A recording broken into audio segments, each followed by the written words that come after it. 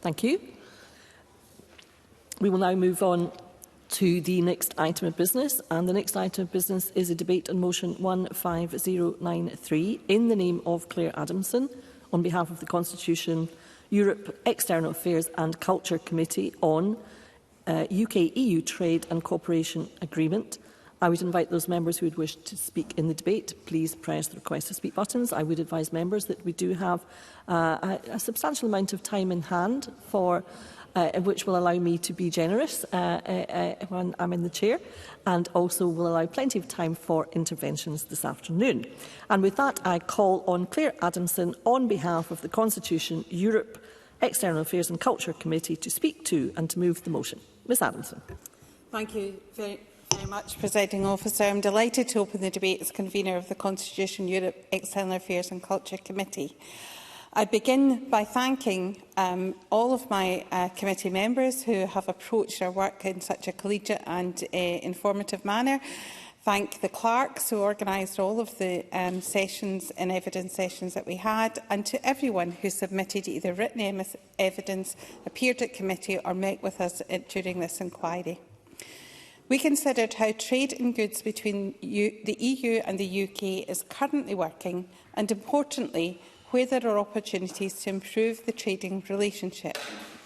This comes in advance of the forthcoming mandatory review of the implementation of the UK-EU Trade and Cooperation Agreement due in 2026.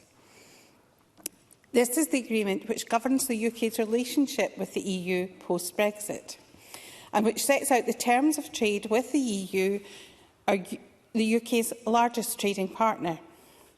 Trade with the EU and the agreement which governs it is of central importance to the Scottish economy. Let's not forget that the EU accounts for a significant proportion of the export values for our key Scottish produce, from 60% of Scottish salmon exports to 95% of red meat, including Scotch beef, lamb and pork. And that is why it is crucial that we understand how better to facilitate trade with our European neighbours. And that's why the committee was pleased to undertake the first parliamentary inquiry in the UK on the impact of the post-Brexit trade agreement on business and trade. I'd like to thank again those who gave evidence, and the individual trade bodies in particular, as well as civil society and think tanks that were all consulted. We visited 2 Scottish businesses trading with the EU, the haggis and black pudding producer McSween of Edinburgh and the confectionery firm Aldermark. We learned more about the barriers to trade and how these might be addressed, these barriers arising post-Brexit. As we discussed the operation of the TCA with academics, businesses and parliamentarians on a visit to Belfast and Dublin, we got rich evidence that helped our inquiry and contributed to our report. All of the evidence was overwhelmingly that Scottish businesses would experience a significant challenge in exporting goods to the EU under the terms of the TCA, with there being considerable non-tariff barriers to trade.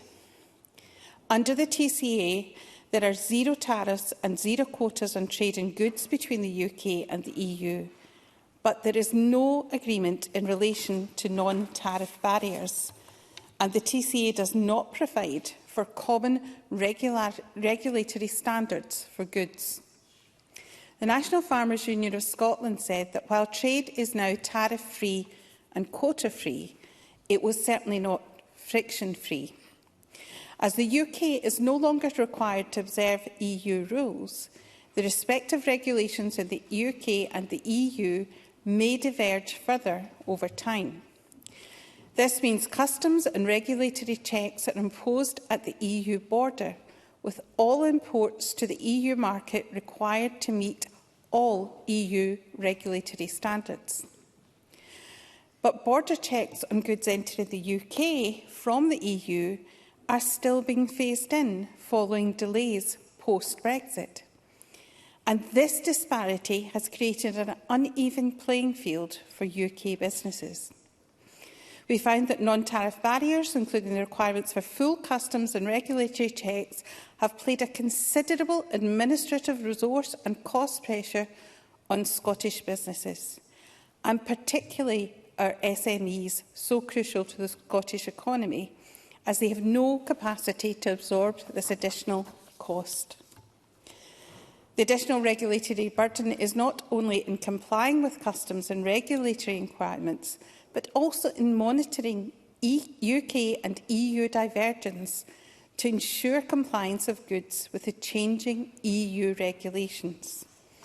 Increasingly, regulatory divergence between the UK and the EU presents challenges for businesses to comply with changing EU regulations.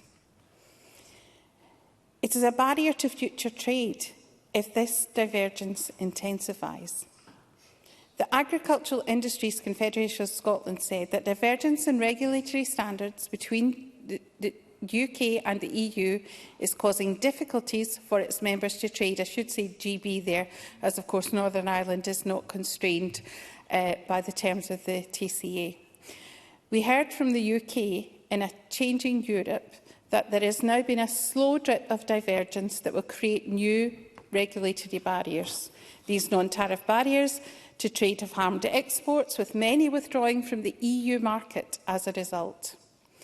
The challenges have been particularly acute for our agri-food producers, which they are required to meet the EU's sanitary and phytosanitary SPS measures, with additional requirements for veterinary inspections.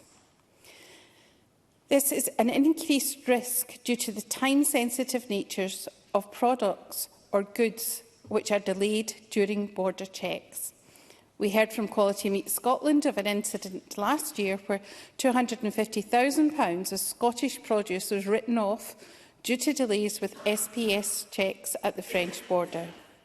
And we heard from Innovate Foods, which had stopped exporting to the EU since it had the goods held up at the border written off. And as already mentioned, this impacts particularly on the sole traders, sole exporters, smaller businesses, with a disproportionate impact on our smaller operators. Let us be clear, all these challenges are a consequence of leaving the EU, but also a consequence of the type of Brexit that the TCA was intended to deliver. The committee's view is that there is now, therefore, a need for the current UK Government to negotiate improvements to the trading relationship to better facilitate UK-EU trade. The Labour Government has told us it wants to reset relations with the EU and tear down barriers to trade. But the committee is still waiting for a full response from the UK Government and a meeting with the UK Minister for EU Relations. We have recently returned from a trip to Brussels. We presented the findings of a report to members of the European Parliament, as well as the European Commission, the European Council. It was clear that while the general view from Brussels is they're open to offers and to negotiation of the TCA, and there is a willingness to consider proposals from the UK Government on how to improve the UK-EU trading relationships further, they are not keen on an opening up of the TCA in full and major renegotiation on this area. Stephen Kerr. Would the convener agree that the general message was that they want to get our hands on British fish, and that fish would be at the centre of any of their asks in return for any adjustments to the TCA? Claire Adamson. Mr Kerr would know that these are always the negotiating areas are around the areas of interest to both the UK and Europe, and that those discussions will have to take place.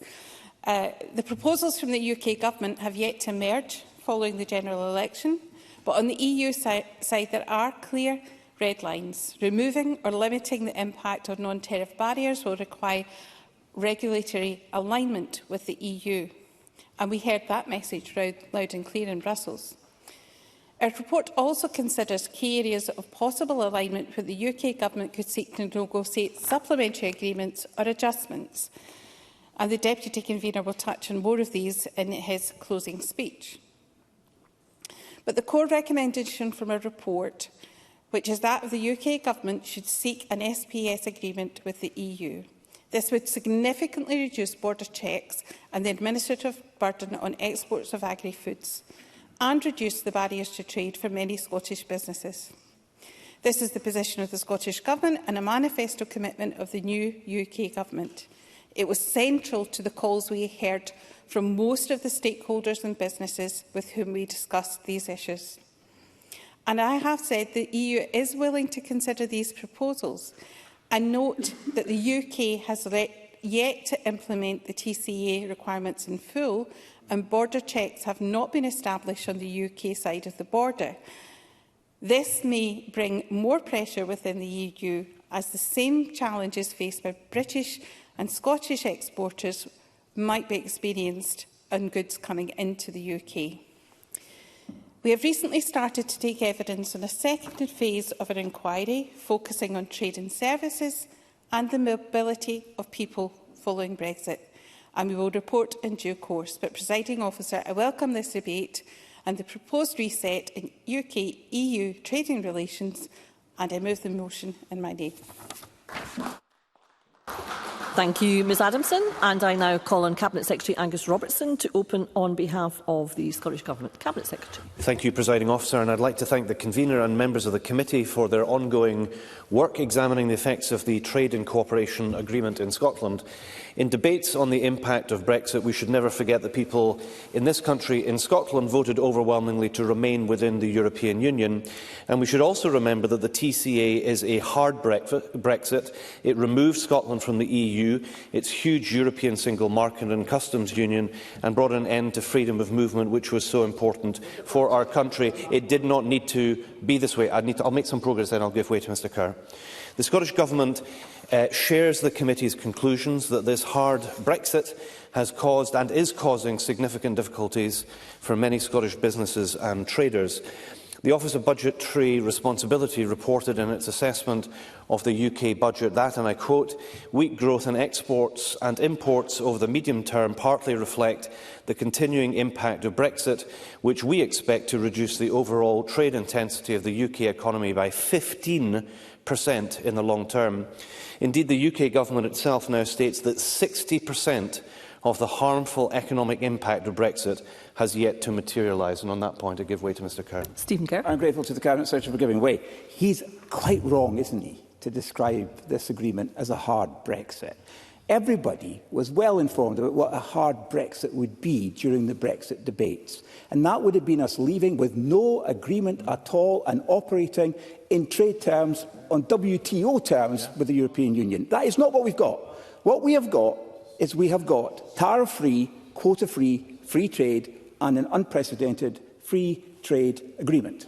Cabinet Secretary. I'm sorry, Mr Kerr is trying to rewrite history. There were all kinds of impressions given by those who supported Brexit that there were ways within that the United Kingdom could continue to trade within the single European market, and the record is absolutely clear on that. There are varying estimates of the damage of Brexit in terms of GDP on lost economic growth and forgone tax revenue that would have been available to fund public services. The National Institute for Economic and Social Research estimates that a 2.5% hit to GDP due to Brexit in 2023, which increases to 5.7% by 2035. And as was debated here last week, consumers have been hit by higher food prices, adding to the cost of living crisis. So it's clear that rejoining the European Union is the best future, not just for Scotland, but for the United Kingdom as a whole. And in the meantime, I and colleagues applaud the Committee's efforts to identify how the European Union-UK trading relationship could be improved. These improvements are now urgent. As I and others made clear in providing evidence to the Committee, the extent of non-tariff barriers to trade in goods has been a significantly harmful consequence of Brexit. And the Committee's report directly addresses the Scottish Government on three specific issues. I'll touch on these points here and now. Firstly, the report raises concerns regarding the border arrangements between the UK and Europe. Scottish ministers agreed to endorse the UK's border target operating model in order that checks take place to protect our people, businesses and environment from possible biosecurity risks. This endorsement was contingent on the previous UK government addressing a set of outstanding issues. Regrettably, this did not happen, and critical elements of the UK border model are still unfinished. The system is not yet live for inbound goods from the Irish Republic and Northern Ireland. The model's interactions with the Windsor framework are still to be determined. Anti-avoidance schemes to deter illicit trade and underpinning legislation remain in development.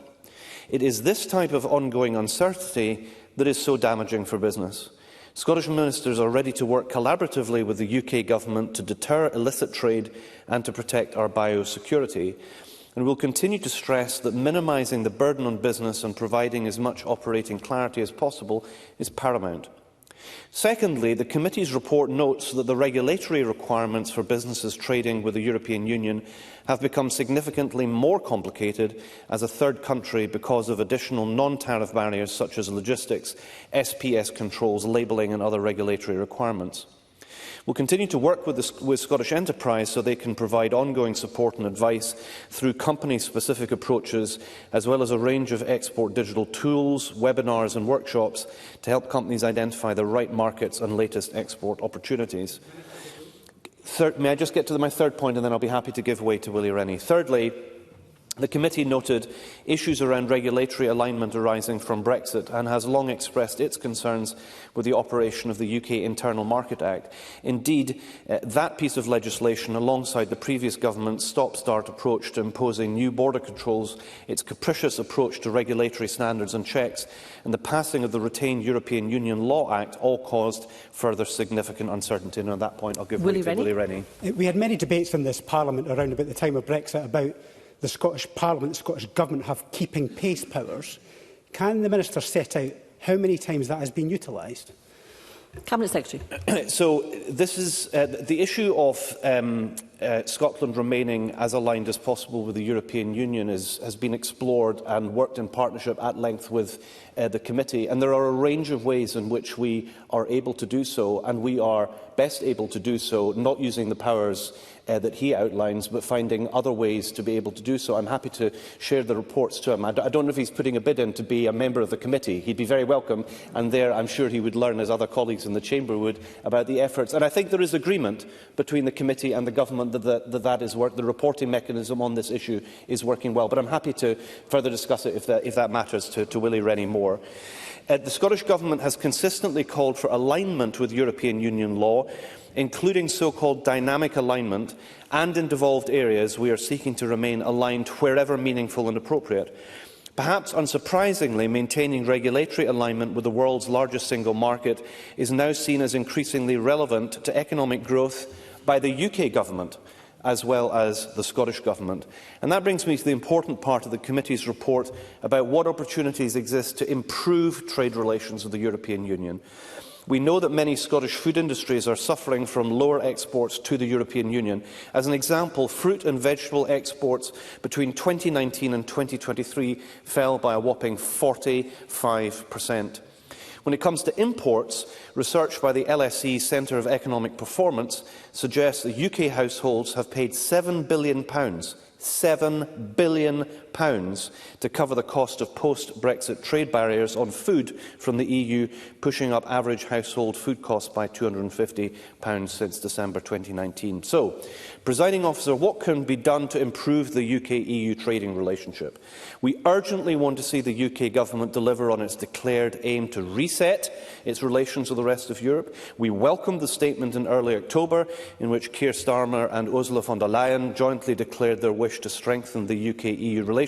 However, we need to see concrete progress, and I'll highlight 4 areas briefly where the situation needs to improve for trade in goods. Firstly, as we discussed here last week, we urgently need a comprehensive SPS agreement, an agriculture, food and drink agreement between the UK and the EU, an agreement that includes animals, plants and related products, food and drink, veterinary medicines and wider agricultural goods and products, as well as pet travel.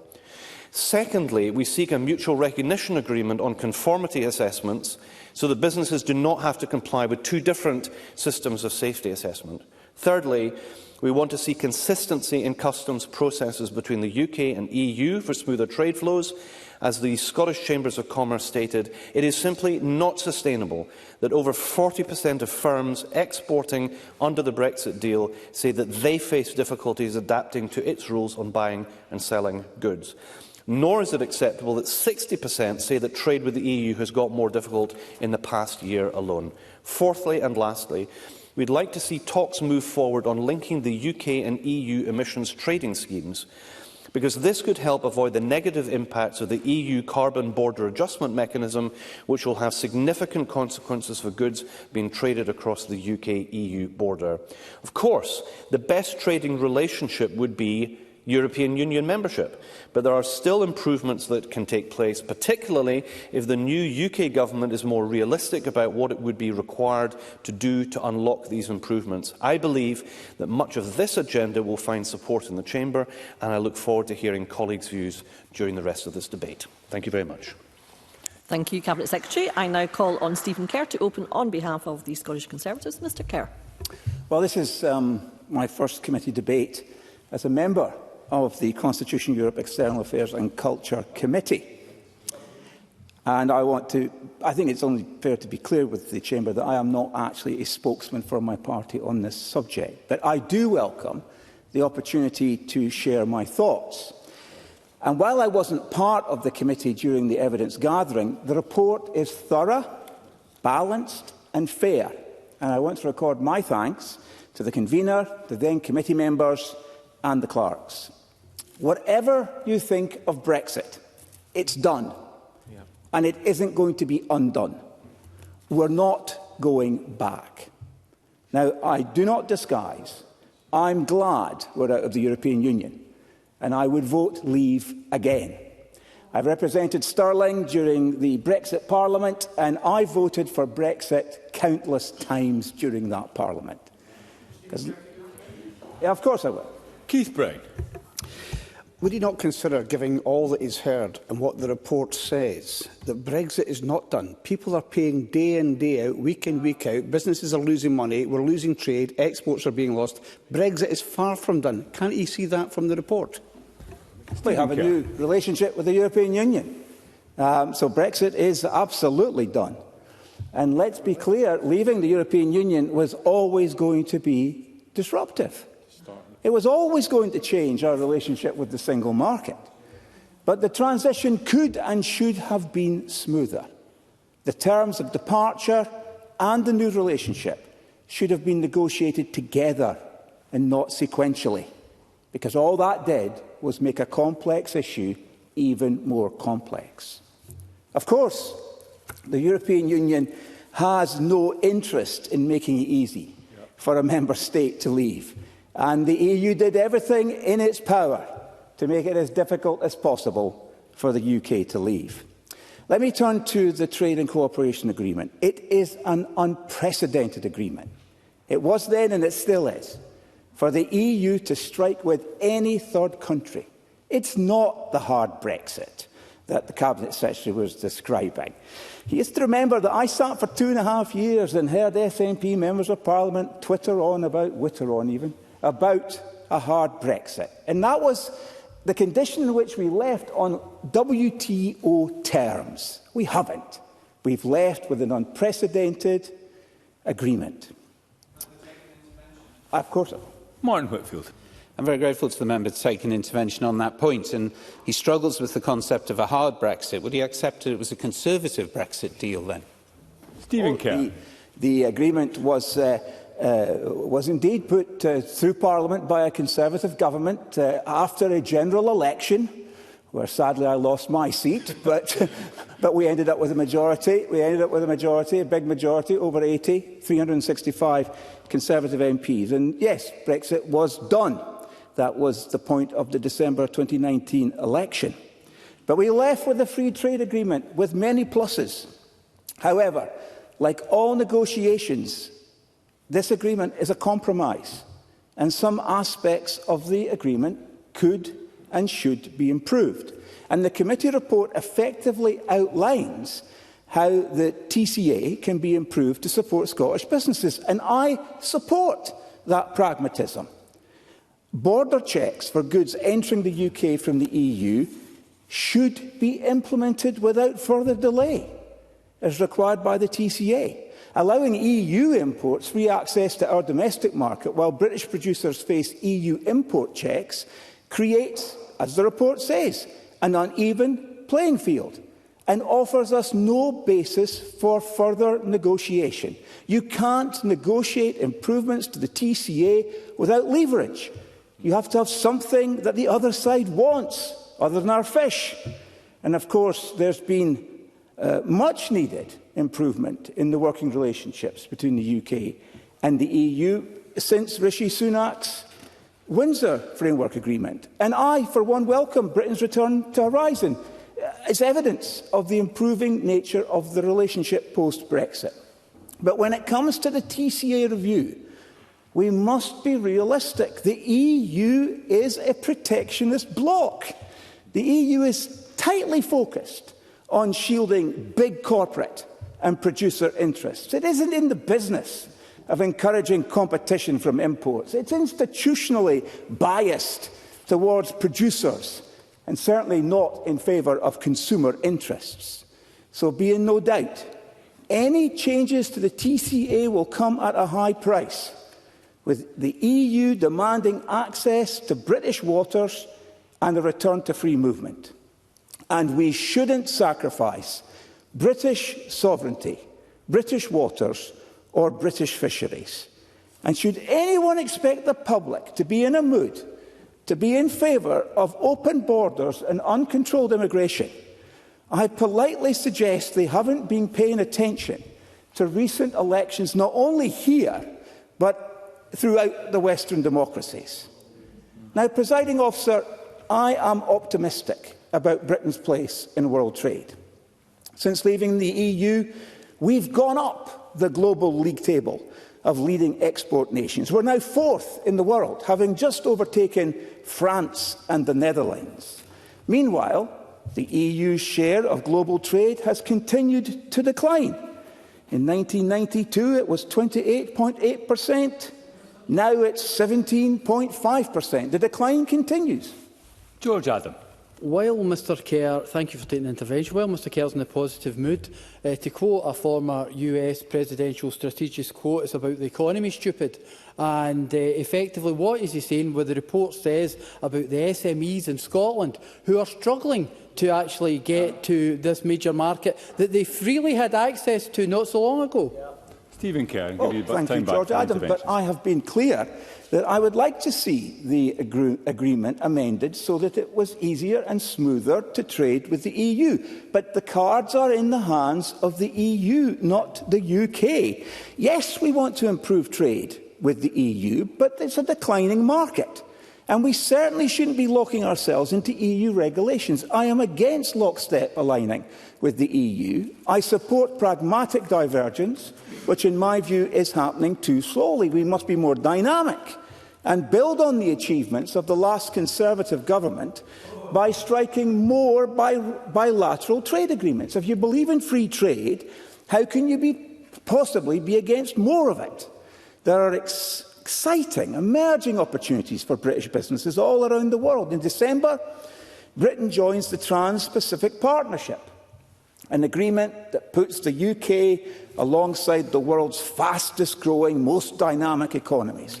And the real prize came back to the table last week. Joe Biden didn't want to do trade deals with anyone. But the one thing we know for certain about President-elect Trump is that he loves to do deals. And Donald Trump loves Britain, especially Scotland. His business has invested hundreds of millions of pounds in Scotland and created hundreds of jobs.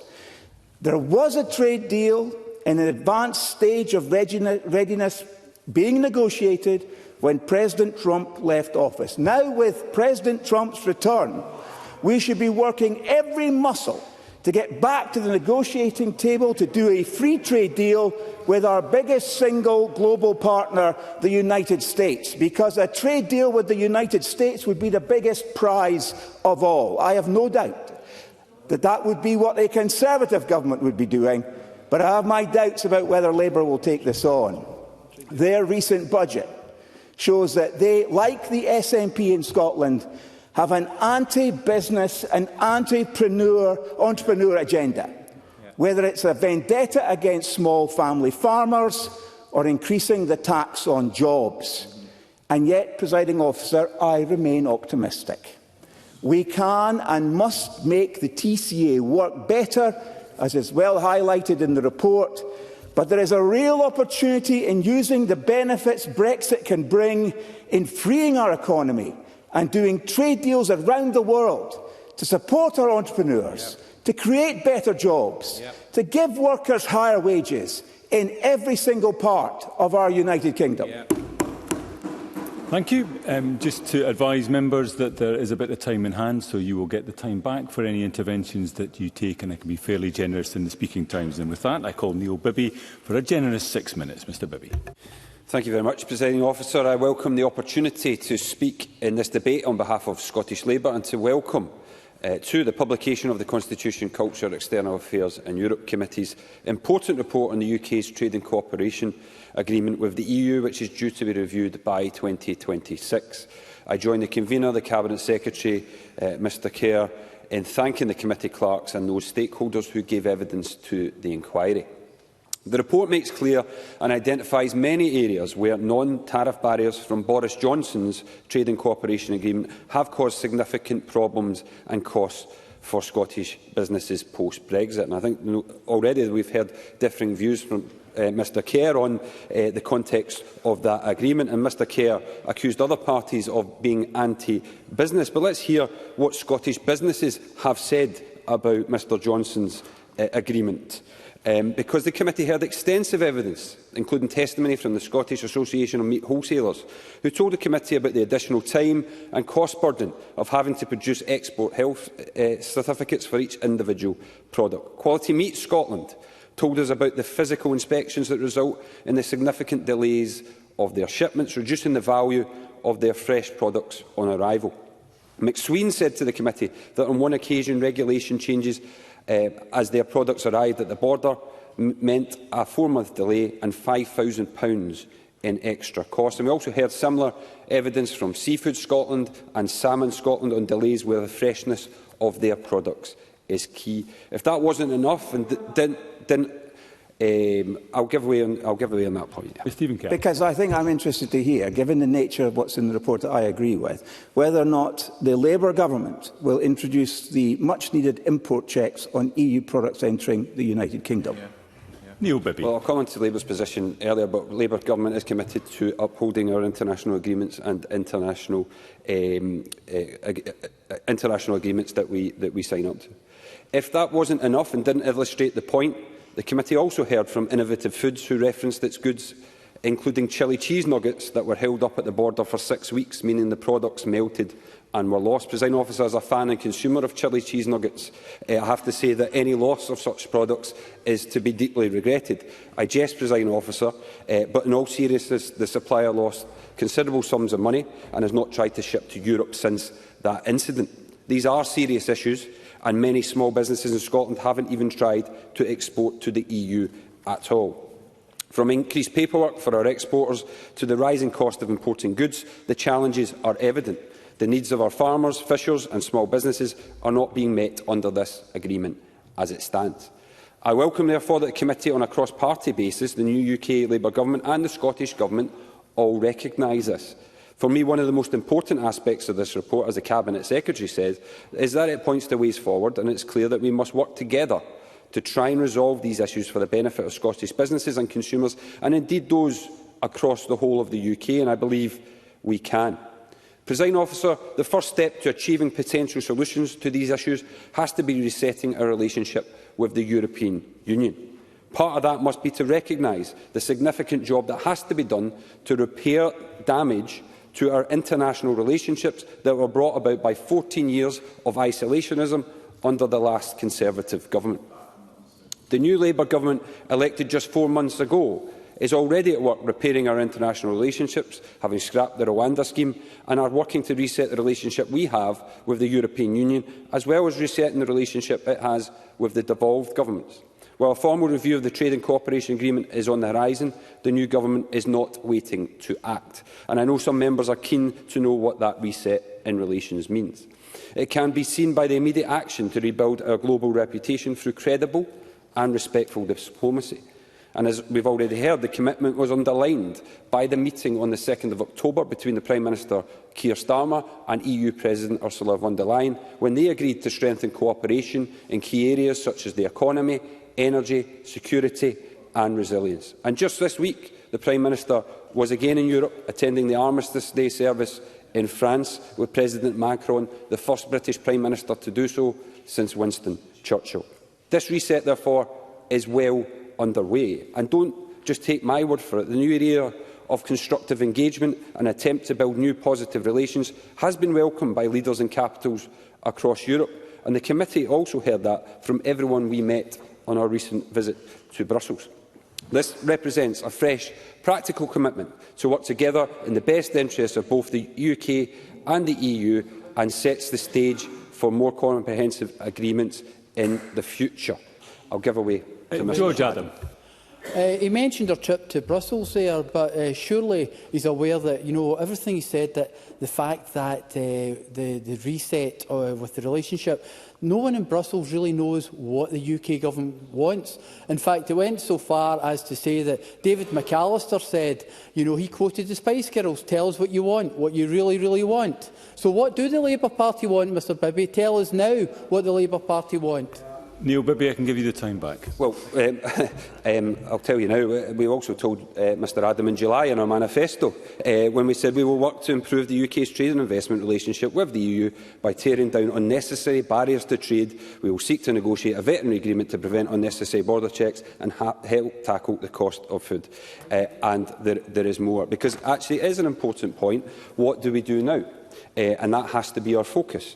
A pragmatic and forward-looking approach that Scotland needs. And that practical approach should include, as the committee heard, advice and support for Scottish businesses from the Scottish Government to help them be informed and navigate the current situation. And I welcome what the Cabinet Secretary said in that regard, because there is more that can be done. But fundamentally, we must, as the committee recognises, make trade more smooth and efficient with the EU. We should, as the committee recognises, seek as a veterinary... I've taken 2 interventions already, Mr Brown. I'm sorry, I'd like to make some progress. We should, as the committee recognises, seek a veterinary agreement with the EU to significantly reduce border checks and the administrative burden on exports of agri-foods to the EU. I'm pleased that the new UK Labour Government is committed to do so in order to make it easier for Scottish businesses to export. A reduction in unnecessary trade barriers, of course, is not just a potential benefit to businesses in reducing costs, it can also be beneficial to consumers with the cost of living. Presiding Officer, these are... I'll give you that point. So this is all well and good, and I'm sorry you didn't take Keith Brown's intervention, but I'm happy you've taken mine. This is all well and good, but we've got very little to negotiate with the European Union over unless we begin to implement the TCA, as is detailed in the report. Will a Labour government introduce checks at the border on EU produce entering the UK? Yes or no? Neil Bibby. Look, we've said we will uphold the international agreements we've signed up to, and there will be a negotiation that takes place, and there will be a number of issues that need to be discussed, Mr Kerr. And what we've said is we want to reduce unnecessary border checks to help businesses, to help consumers, and work and reset that relationship with our European neighbours. I'll give way to Mr Roberts. I thank you. Seeking to be helpful in the spirit of a cross-party agreement, does Mr Bibby agree with me that the price of a veterinary agreement, it's estimated, is a 90% reduction in the necessity for border checks, and that would be hugely welcome both for exporters from Scotland, the rest of the UK, but importers from the European Union as well? Neil Bibby. I absolutely do accept that. It would be significantly beneficial. And that is why the new UK Labour Government is committed to seeking that veterinary agreement. And it would be beneficial both to consumers and businesses in the UK as well as the EU. So I don't, I think we will certainly want to see progress in that area. Presiding Officer, these are still early days. Not only is the UK Government new in office, so too are members of the European Parliament and the EU Commissioners who are taking up their post. 14 years of undermining our relationship with the European Union cannot be undone overnight. So this report is both timely and welcome. It's clear, though, that the UK Government are moving quickly and in the right direction to reset the relationship with the European Union and the devolved governments, and that is to be welcomed. Welcome for our businesses, our citizens and the country as a whole. Thank you, Presiding Officer. Thank you, Mr Bibby. Before calling the next speaker, I invite members who are still intending to speak to make sure the request to speak buttons are pressed. And with that, I call Patrick Harvey. Again, a generous 6 minutes. Mr Harvey. Thank you very much, Presiding Officer. And first of all, can I thank Claire Adamson and the rest of the committee for welcoming me back at the turn of the parliamentary year. I rejoined the committee, so I missed the bulk of the work that's gone into the first part of this inquiry that's led to the report that we're debating today. But since rejoining at that time, I want to acknowledge the work that's gone into that process and thank the other members of the committee, their witnesses and the clerks for the work that they did. I don't take credit for any of that work that went on before I rejoined the committee, but I had to say that on rejoining and on beginning to catch up with the work that the committee had done in that period, I was struck by the level of agreement that's clearly been achieved in that report on what otherwise could be quite contentious political territory. And I think it's striking as well that not only the politicians on the committee, but the broad sweep of evidence that the committee took showed a very strong level of consensus on the scale of the harm Brexit has done and on the fact that the Trade and Cooperation Agreement, though necessary, does not in fact solve or wish away that harm. In fact, in some ways, it entrenches it. The country, whether we're focused on Scotland or the UK, is now faced with significant non-tariff barriers. Several people have discussed them already, whether that's in relation to Neil Bibby's chili cheese bites, were they called? I'm sure it also applies to edible produce as well. But the kind of impacts that those non-tariff barriers have affect people's lives. They don't just affect products like that, they affect people's lives, their jobs, their livelihoods and their well-being. And the lack of regulatory alignment also undermines human well-being, because when we talk about regulatory alignment, we're not just talking about red tape in the abstract. We're talking about rules that have been carefully and painstakingly developed over many years in order to protect human health, in order to protect well-being, in order to protect our safety. And we need to... I'll give way. Stephen Kerr, I would encourage Mr Kerr, who is likely to make interventions through the debate, to press the intervention button as well as call for the interventions. Mr Kerr. I'm grateful to Patrick Harvey for giving way. He's talking about these regulations, but does he also accept that many of these regulations have been put together to protect the business interests of big corporates in the European Union? Patrick Harvey. What I believe today is what I believed and set out when we were debating Brexit as a concept before that appalling referendum that dragged us out of the UK without the consent of the people of Scotland. What I believe is that regardless of where we stand on the spectrum of believing in free market and deregulation through to strong regulation and a well-regulated social market economy. Wherever you stand on that spectrum, having a larger market with a common set of rules is an immense benefit to the country. If you had a wide EU that we were part of with many more members and a deregulation free market obsession, I would oppose that economic model, but I would not seek to remove people's rights and freedoms by taking us out of the European Union. I would seek to change the economic arguments. We are, anyway, left with this trade and cooperation agreement, as I say, which entrenches some of the harms of Brexit rather than solving it. And there is a need for a new, closer relationship, which I think, understandably, Neil Bibby was challenged a wee bit on the detail of what Labour is intending to achieve. But I welcome the fact that a UK government is now in place which seeks a better, stronger relationship. I still don't know what it is, and I don't think it's a condemnation to say that the UK government probably hasn't quite figured out the detail of where they're going to be able to take that. But I welcome the opportunity. The review of the TCA in itself will not achieve it. It's going to be a narrow technical process, at the same time as the potential for renegotiation, including a veterinary agreement, sanitary and phytosanitary agreement, all well and good. And they offer both the opportunity of specific improvements there, but also the opportunity of closer alignment on regulation. And in my view, the closer the better, because they also offer and require the question of freedom of movement to be addressed.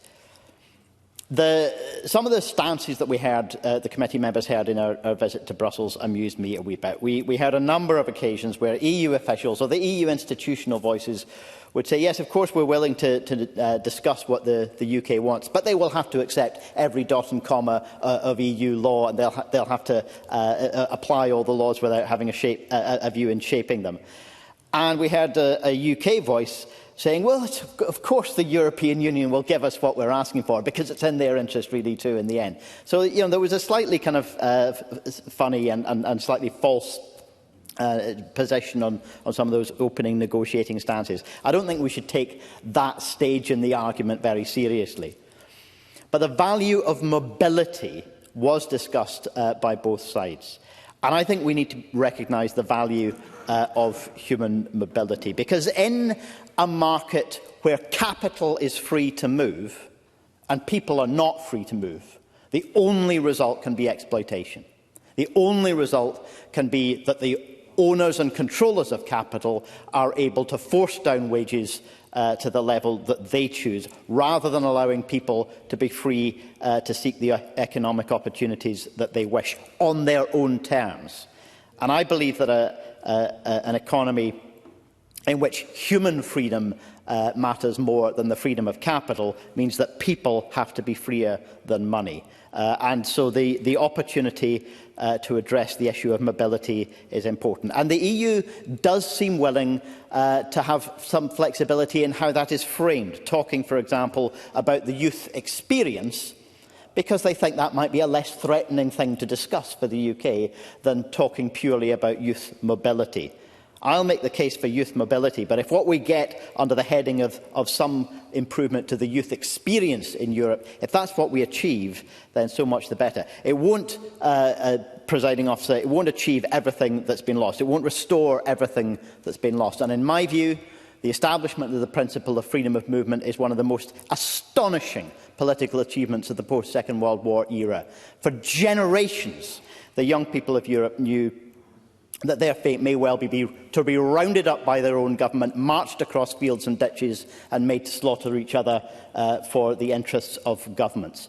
After the Second World War, we began to build a set of relationships and a set of institutions that allowed young people to choose for themselves if they want to travel to another European country, to learn, to work, to study, to make a life, or just for pleasure. That astonishing principle of freedom of movement is one of the most extraordinary political achievements since the Second World War. It is tragic that that right and that freedom has been ripped away from the young people of the current generation. It can be restored to them. It should be restored to them. And according to the most recent poll of polls on Brexit, 56% of people in the UK think it should be restored to them, because that's the number of people supporting rejoin, with 44% saying stay out. I'll address some of the other points in closing, presiding officer, but can I just finally say that this question of a reset that the UK government says it wants, it does need to be under pressure, including from Scotland, to define what a reset means. And we need to recognise that the European Union is not yet ready to use the language of reset. They want to know what the UK government has in mind. I think we all have a right to know what the UK government has in mind, and I hope it is the maximum alignment that we can possibly achieve with Europe. Thank you, Mr Harvey. I now call on Willie Rennie again, a generous 6 minutes. Mr Rennie. I'm so grateful to Claire Adamson and the committee for bringing this debate to the Chamber, because my heart skipped a beat when there was an opportunity to debate Europe again, because we have been deprived for years by this government, who were fixated with debating it almost every single day during the process of Brexit, but now we've been deprived of that process. So I'm delighted that we are debating with all sincerity, because I am a very strong pro-European, probably pro-European to a fault, and I regret deeply the Brexit process. We were one of the leading campaigners in trying to stop Brexit, but we did not succeed. We stood every... Yes, I'll take an intervention. Because Stephen Kerr, still not pressing. Willie Rennie is making a good point here, but he has to remember the Liberal Democrats were the party that first suggested we have an in-out referendum on the European Union. We had the referendum and we voted to leave. That's the reality, is it not? Willie Rennie. I'm not sure we all want to go back into the ugly period of various types of competing referendums at that time and how different they were from each other parties. But nevertheless, Mr Kerr has a point, because we wanted people to have a say in certain circumstances. It was not the campaign that the Conservatives put forward. It was not the outcome that we sought. We recognise that's what people voted for, but we deeply regret it, because the damage has been incredibly deep, as I'm sure Mr Kerr, in his quiet moments, if they exist, would actually acknowledge himself. I have my own example in my own constituency of a small business who would trade small volumes of their product to Europe, sometimes on a trial basis with new customers. That's gone stone dead.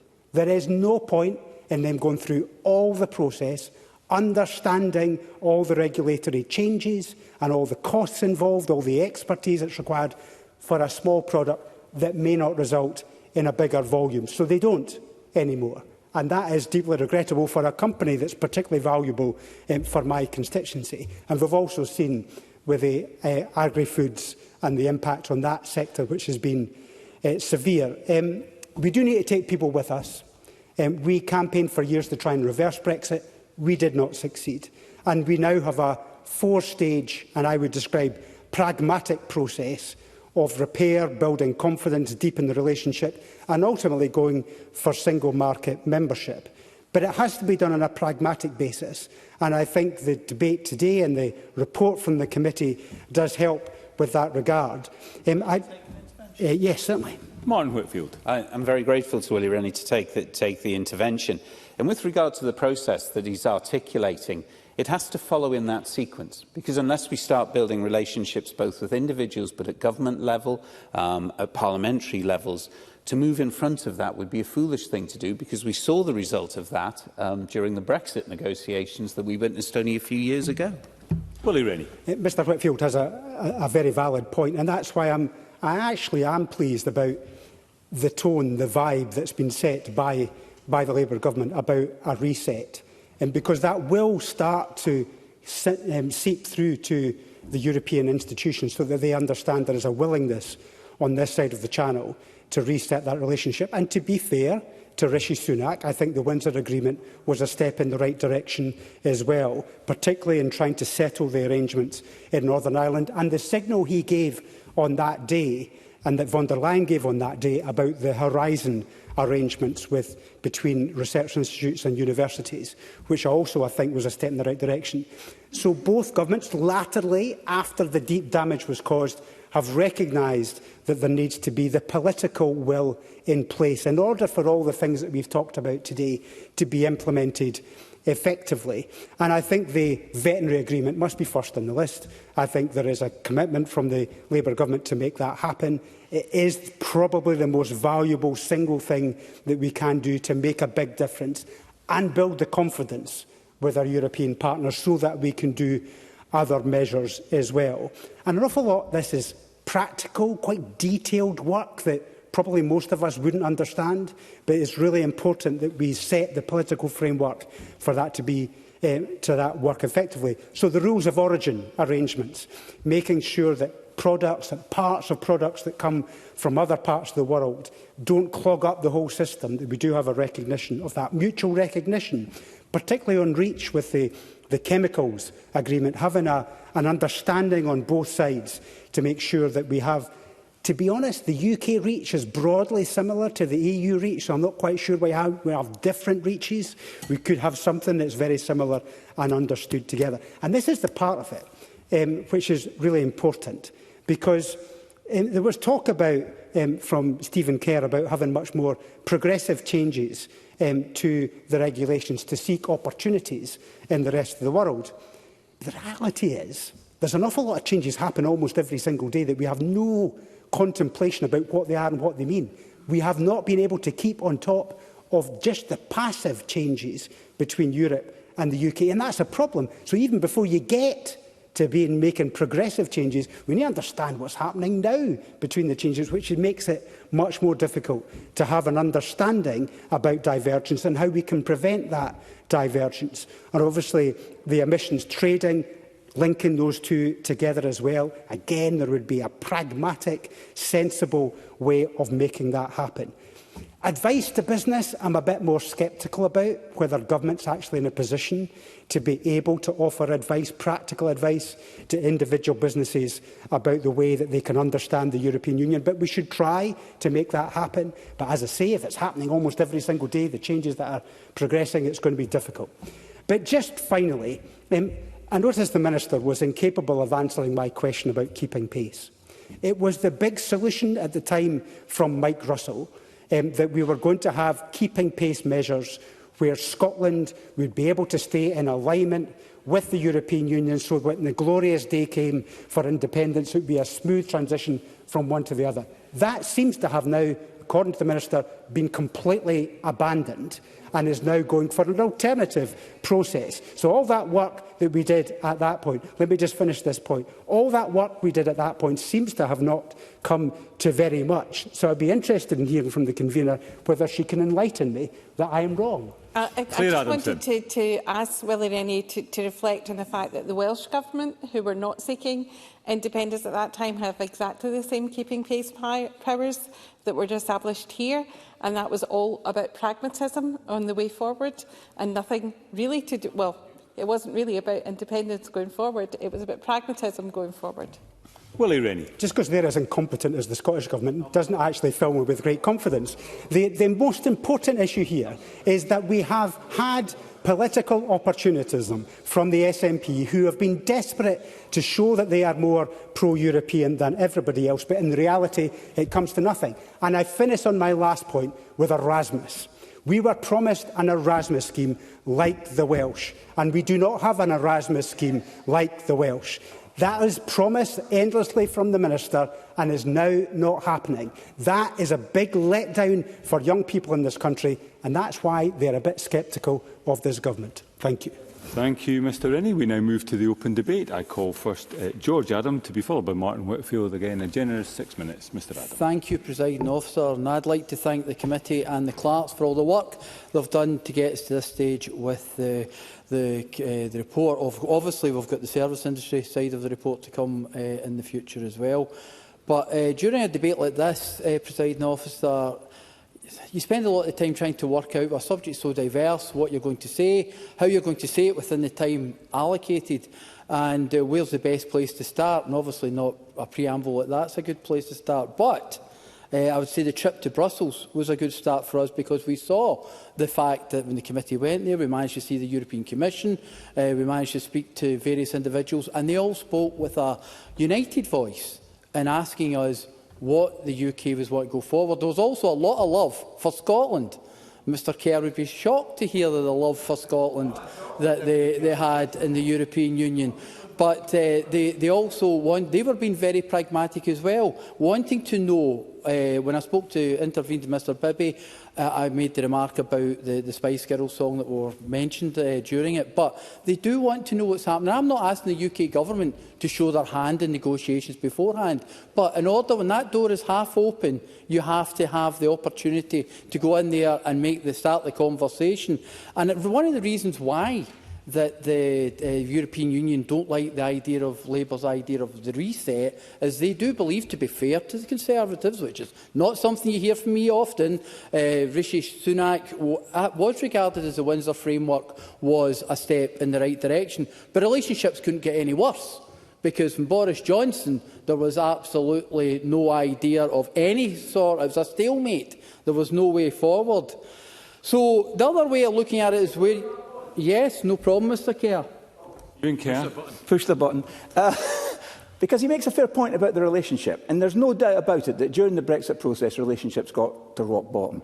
Does he not agree, though, that the events of the spring of 2022 on the eastern border of Ukraine did somewhat change the dynamic of the relationship? Because we then realised, as a European family of nations, that regardless of which bloc we might sit in, we actually do need each other. And when something as sacred as a principle of freedom is at stake, as it is in Ukraine, our countries came together, and the relationship was touched by that in a positive way.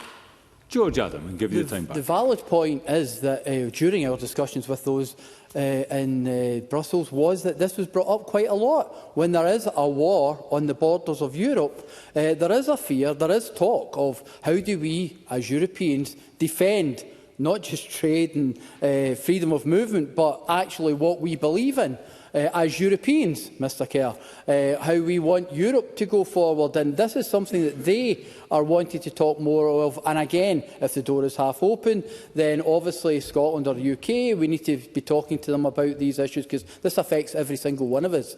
And it's something that we need to go forward with. Although, with the American presidential campaign, who knows what could happen with Mr Putin's good friend in the White House now. But in our excellent report, I would like to take some of the credit for it, but all my shiny, smiley face is in the front of the report. Unfortunately, I was only there for the very last part of it. And I'm looking forward to talking about the service industry part of that as well. In fact, that was quite interesting. In one of the first evidence sessions we've had on that part was the fact that the Faculty of Advocates have said that many of their members are actually registering in Dublin, because they can still get access to services. It's an English-speaking country, and they're moving there. Now, that's something that, again, you look at Scotland and say, we're losing that ability to actually be part of that service. But the main points from this report are... Yes, no problem. Martin Whitfield. I'm very grateful to George Adams taking intervention on that point. And actually, the question of professional recognition has haunted us since Brexit, with recognition, I think, just for teachers, for lawyers, in medical cases, and it's one of the areas that needs to be looked at. So it would be interesting to see if the follow-on work with the committee deals with that specific aspect. George Adam. No, Mr Whitfield, now that you've said it, I'll make sure that I ask the questions when they come to committee. But for me, one of the important aspects of the report is that the UK-EU Trade Cooperation Agreement has created a significant challenge for Scottish business exporting to the EU, primarily due to, as others have said, non-tariff barriers. And these barriers include custom formalities, regulatory checks and rules of origin requirements. Agri-food producers in particular challenges for them in this respect. But for me, I believe, my colleagues in the committee, is how it's affected the SMEs in Scotland, because it has affected us disproportionately. Because as we all know, in Scotland we have a long-standing tradition of small family businesses, and more SMPs, a higher proportion of SMEs in Scotland than in the rest of the UK. So this has had a bigger impact on us, and all these businesses play a vital part in our economy, and have been let down by a hard Brexit the vast majority of Scotland did not want. But if you look at these in more detail at the Scottish SMEs, you see the key sectors that they are actually in: tourism, food and drink, technology and the service industry. I've mentioned the service industry, but you look at these industries as well and you say, of course they are going to be affected by the Brexit.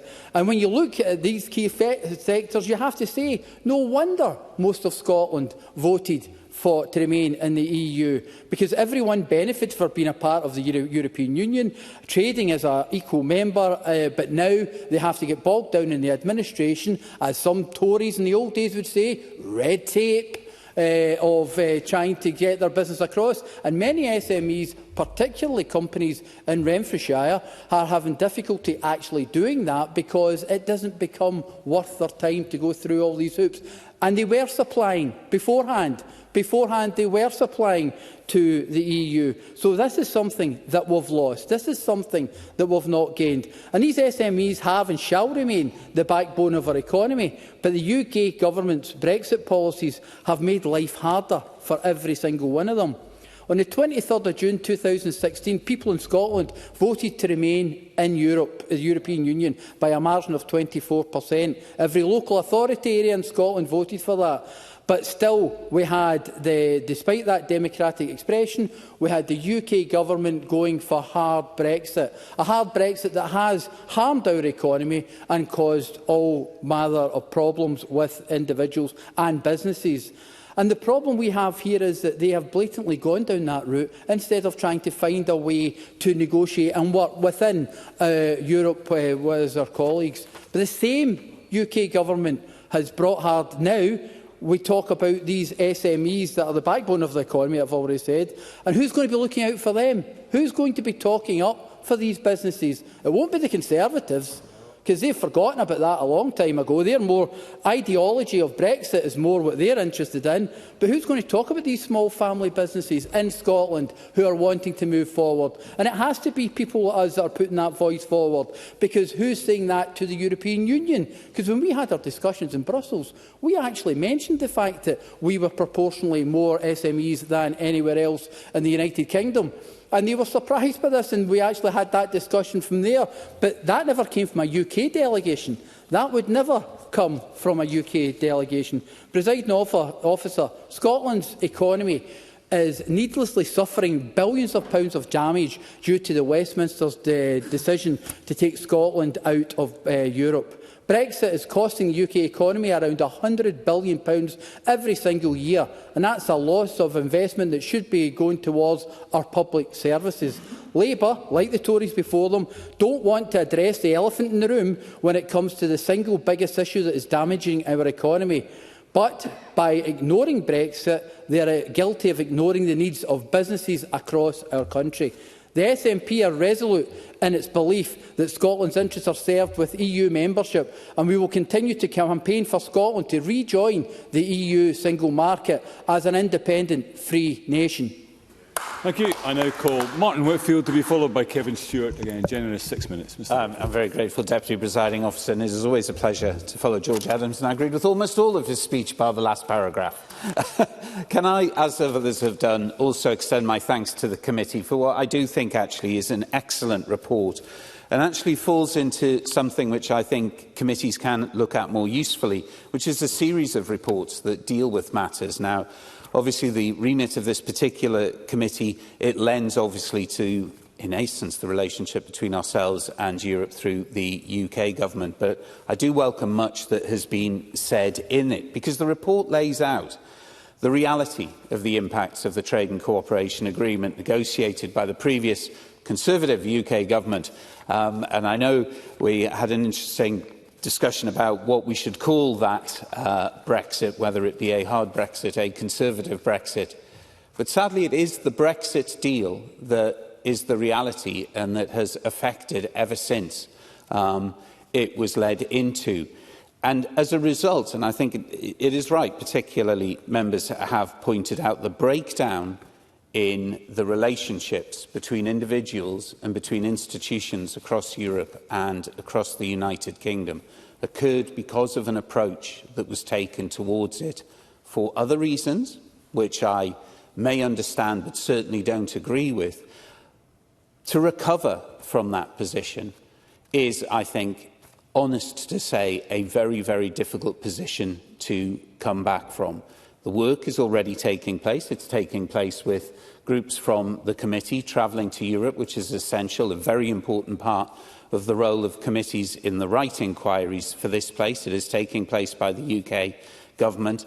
And it's also taking place in a myriad of conversations between SMEs and those across Europe in an attempt to build a relationship at which point we can start to have discussions taking place. There is the opportunity, of course, in 2026, and by fair play, good luck, or whatever, that option exists in 2026 to see a change and an improvement. And the committee have highlighted that there is so much more that both the UK and the Scottish Government can do to support businesses better manage, navigate the complexity of the current trading environment, because it is in that work that the preliminary work and indeed the discussions that will take place running up to 2026 and in 2026 is so important. And more than happy to give way to Keith Brown. Keith Brown. I thank Martin Whitfield for taking intervention. Just going back to the point I was trying to make to Neil Bibby, we heard from Stephen Kerr that Brexit was done and then somewhat awkwardly had to admit that they hadn't implemented the leg which required border controls coming into this country, which the two things don't sit by side. What is his view? I'm not asking for the Labour government's view. What is his view on when those measures should be introduced? Martin Whitfield. I'm very grateful for that intervention, and it is right, because I think the member highlights one of the great tragedies we have in this situation, which is the genuine lack of the minutiae and detailed work that needed to happen following the Brexit decisions back effectively in 2019. And we find ourselves in a position where we either lack the individuals to put in place at various places, we lack the regulations, the skills, the notifications, the information out to businesses. And time again, I mean, the border positioning was supposed to start rolling out across the whole of 2024, and effectively none of it has happened because of the lack of detailed work that was done before. So I could pick a date, but I literally would be picking a date out of the air, because I am not in the circle where the minutiae of discussions about that is taking place. Because if it doesn't take place, we'll have the chaos where we've had the false starts before. What I would say, and it's been mentioned a number of times, with the change in the UK government, we are now seeing positive moves towards the veterinary agreement, which probably, of all of the items, one always fears about talking about low-hanging fruit, but the significance of arriving at a veterinary agreement would be considerable, would be particularly considerable for the businesses here in Scotland. And I know when the convener was opening, there was the invite from the committee to the UK government. I'm given to understand that the Minister for European Relations, Nick Thomas-Symonds, has indicated an intention to discuss with the committee, and I am sure the committee and I certainly welcome that, because I think we have seen a sea change in the relationship between two governments where each respects the other. And by simply achieving that, we are opening doors to discussions with regard to where Scotland rightly should have an input into these things, where the Scottish Government rightly should have an input into these things, and where also the UK Government are able to set out the position. I realise time is tight, and I wanted to discuss Mr Kerr's pragmatic approach for the future, and also his optimism over democratic elections in various parts of the world, in particular the United States. But I would gently remind the situation last time with regard to tariffs and the tariff wars, in particular with regard to the whisky industry. Last time we were in this position, and both he and I at that time were doing work to try and reduce that damage, and it was a challenge. I'm happy to give way. Stephen Kerr. This time. It goes off automatically. The wrong button. I do apologise. But does Martin Whitfield, who I have an enormous regard and respect for, and he knows that, does he agree with Peter Mandelson's comments reported yesterday that the position the UK needs to take in relation to the United States and the EU is to seek the best of both worlds, and that will require nimbleness on the part of the UK government and its diplomatic missions? Martin Whitfield. I'm grateful for the intervention, and of course, you know, Labour wants to build and lead a developing global trade approach that puts people, you know, that puts our communities, that puts our SMEs first. And actually, the very harsh language that we heard during the Brexit referendum shows the foolishness of going there in that language or approach. But in a very short time, I do want to make mention from the report, because I was fascinated by the paragraphs dealing with the role of the Parliamentary Partnership Assembly. And indeed, I hope in the subsequent reports the committee are able to return to that. Because not only are we talking there about not the body that governs, but the body that scrutinises, but also the discussion of the expertise that needs to feed into all of these discussions, which in essence comes down to the lived experience and professionalism of various groups, stakeholders at levels which go down to the SMEs that have been talked about, comes through the Scottish Government and here into the Scottish Parliament and beyond. I am grateful for your indulgence, Deputy Presiding Officer, and I will leave the matter there. Thank you. I now call Kevin Stewart to be followed by Keith Brown again. Generous 6 minutes. Mr Stewart. Thank you very much, Presiding Officer, and I welcome this debate. I did spend some time as a substitute on the committee and was there for some of the sessions that looked at the UK-EU Trade and Cooperation Agreement, and I will come back to some of the things that I heard then later on in my speech. But since that time, since the publication of this report from the committee, the world has changed yet again. The election of Donald Trump has fundamentally changed the international world on which the UK's relationship with the EU is built. The Brexiteers laboured under the belief that the UK could be a bridge between the US and EU, but we all know that under Trump, it's his way or the highway. And Trump's threats of 20% tariffs on all overseas imports will decimate global trade. And with the UK being one of the most trade-reliant places in the world, the folly of Brexit has never been so clear. I'll give way to Mr Harvey. Patrick Harvey.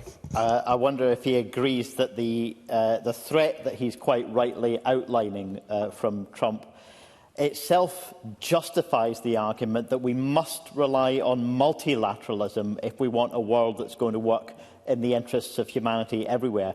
And this idea that the right are pushing at the moment, that we all move to bilateral relationships, that is only going to increase the opportunities for people like Trump and others. Kevin Stewart. I agree completely with Mr Harvey. The isolationist America First approach of Trump, even if that leads to bilateral agreements with some places, it will be Trump's way or there will be no deals at all. And I'll come back to some of that in a second. We need to secure trade with our biggest markets in the EU and prepare for the onslaught of Trump's tariffs. And ideally, we would abandon bonkers Brexit and return to the European fold. But it's clear that Labour in London is a Brexit first party still. Therefore, it's vital that we in Scotland do everything that we can to maintain alignment with EU standards while weathering the storm that is to come. And I'll take Mr Lumsden. Douglas Lumsden. For taking the intervention, but does he accept that if we go back into the EU, that does actually mean rejoining the dreaded common fisheries policy that would damage so many businesses in the North East? Kevin Stewart. To be quite honest with you, Presiding Officer, obviously I would like to conduct negotiations with the EU as an independent Scotland. Europe would then recognise that we see fishing as a priority as Scotland. It was never a priority for the UK, and that is why we ended up with some duff deals. We would have done better as an independent Scotland when it came to fishing negotiations. It is absolutely vital that we do everything that we can to weather out this storm, because the other path, the path of appeasement with Trump, is the path to disaster. And I'll give way to the convener. Claire Adamson. Just wondered if the member had time to reflect on the evidence that we did take from seafood producers and seafood exporters in Scotland and about the damage that Brexit had done, far from it being good for the fishing industry in the North East. It had actually been very detrimental. Kevin Stewart. Absolutely, and I'm going to come to that in my speech if I get there, Presiding Officer. But I want to return to Trump, because Trump is a man who is only interested in what he and his mates can get. For closer alignment with Trump's America, Trump will demand access to the world-leading Scottish farming industry with a US standard of pesticide-laden plants and Frankenstein foods. For that reason, I fear that Scotland's farmers will be caught between Trump's agro-business conglomerates and the UK government's contempt for small family farms. And of course, for closer alignment with Trump's America, Trump will also demand access to our NHS, and West Streeting's creeping privatisation has already opened the door for that. And we can look to the aeronautics industry for the reality of the Trump takeover if we don't maintain close alignment to the EU. Yesterday, trade unions announced that UK production of the Eurofighter had ground to a halt, with the Labour Party in Westminster more interested in buying the American F-35 than building planes in the UK. And by abandoning partnership with Europe and destroying the UK's defence industry, we will have no choice but to go cap in hand to Trump. And where does that leave Ukraine? Presiding Officer, one of the worst affected industry in Scotland has been our seed potato industry. We took evidence of that, which prior to 2021 exported 30,000 tonnes of seed potatoes to the EU. But thanks to Brexit, Scotland is now a third country. Everyone knows that Scottish seed potatoes are the best, as we can not only grow excellent tatties, but we are too far north for aphids and the viruses that they carry. But thanks to Brexit, we can't export our tatties, and the EU has to settle for second best. The situation for seafood, I've already taken you, Mr Lumsden, sit down. The situation for seafood is a little better. A little bit better. We can at least export our seafood to the EU. Mr Stewart, could you just resume your seat a second? Every member that's spoken in this debate has been generous in accepting interventions. It's up to the member whether they take the interventions. That is not an invitation then for interventions to be shouted from a sedentary position, Mr Carson, as you know. Mr Stewart, please continue. Thank you, Presiding Officer, and I took 3 interventions during the course of that. The situation for seafood is a little better, but we can at least export some of our seafood to the EU. But the piles of paperwork makes it more expensive, and delays at customs can cause shipments to spoil. So our seafood exporters, as the convener pointed out, now export to fewer destinations and with fewer customers. And that means that prices are poorer. So we need to remove barriers to the EU for our seafood industry to allow the finest prices for the finest fresh produce. And another sector that has taken a real hit is our universities. Our universities need to attract the brightest and the best, not only to come to study here, but to transfer that world-leading education into world-leading ideas and building world-leading companies. These folk are the goldmine of talent that every other country wants. But the mantra of broken Brexit Britain is send them home. And of course, the door that Brexit closed swings both ways, and our young folk now struggle to spend time in the EU. All of this has been disastrous for Scotland. All of it has been disastrous for the rest of the UK. We need to make change. Now, I think that change should be an independent Scotland within the EU. But we need to draw a line now, Presiding Officer, and say to both Westminster and Washington, Scotland is open for business, but Scotland is not for sale. Thank you, Mr Stewart. We now come to the final speaker in the open debate, Keith Brown. Slightly less generous, but still reasonably generous, 6 minutes. Mr Brown. Can I thank the clerks and the convener of the committee for the report? And I know that the work the conveners had to do to make sure we can get a report which has been commended, I think, by everybody, which brings together a consensus, which is not easy on the committee sometimes. Before Brexit, Scotland enjoyed a frictionless trading relationship with the EU thanks to our membership in the single market and the customs union. It was a system that allowed our businesses to thrive, from our iconic salmon and seafood industries to our small and medium enterprises that could access European markets with ease. But today, as the report from the committee highlights, that reality has dramatically changed. The UK Trade and Cooperation Agreement, while boasting of being tariff-free and quota-free, is far from frictionless. The evidence presented in this report makes it clear non-tariff barriers are strangling Scottish exports, especially for our smaller businesses. One of the witnesses that we heard, I think from Northern Ireland, said that the UK was either becoming or has become the most expensive place in the world to do business. That was one of the witnesses to this committee. We also had another witness saying it was easier to export to Russia or North Korea than it is to the EU. These are absolutely damning statements in relation to the impact of Brexit. And just for example, for the seafood industry, which relies on the EU for over 70% of its exports, Brexit has been a significant blow, whereby Scottish Salmon has reported, or Salmon Scotland has reported, a loss in export value to the EU of up to £100 million since 2019. And that's just not about numbers and money, it's about the livelihoods of thousands of Scottish families who depend on these industries. Incidentally, one of the vaunted benefits was, of course, we'll get a grip of immigration.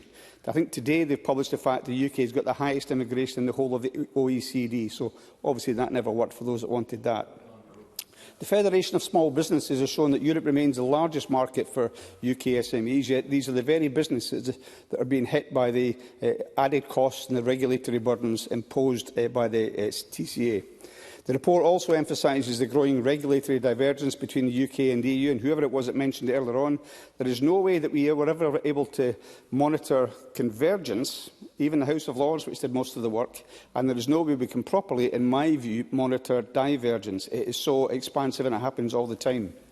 The Independent Commission on the UK-EU relations has warned that further divergence could only hamper trade with the EU, but also with other global markets that in turn recognise EU standards.